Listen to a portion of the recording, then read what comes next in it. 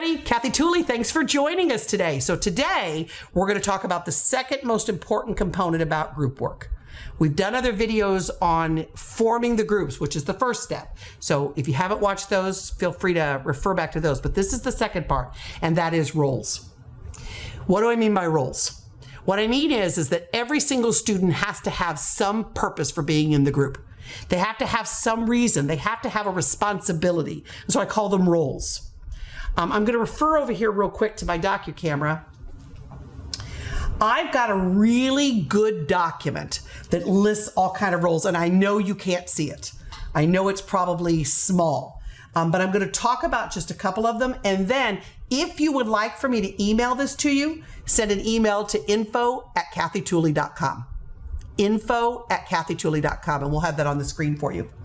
So what I mean is, doesn't matter how big the groups are, if the groups are 3, the groups are 4, the groups are 5, every student must have a role.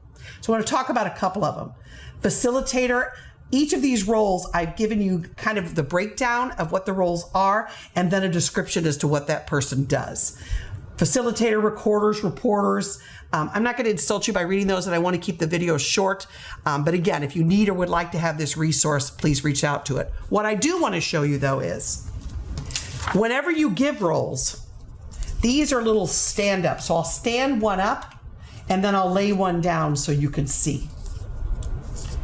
I have students put these in front of them so that as I'm walking by a group, if someone is writing things down as a recorder and they aren't the recorder, I'll question them. Because as too often in group work, one of the reasons that it often doesn't work is that because we have a domineering force of the group who just thinks they're smarter than everybody else and they could take over. And so they kind of take over for everyone. And what I want you to see is I want students to understand that regardless of what their role, I'm going to hold them accountable for that role.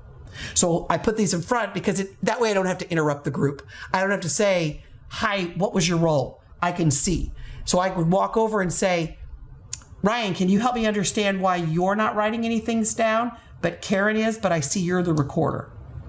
So not only are the roles critical, I hold students accountable to those roles. And if you really want effective group work to work and not have someone domineering a conversation, you've got to hold them to those roles. So roles are critical. Roles are the second most important piece. Thank you as always for watching. Please hit the subscribe button if you found benefit to this and share it with your fellow educators because you know they're having the same struggles as you are. As always, thank you. Thank you for what you're doing every day on the behalf of kids. Have a great day.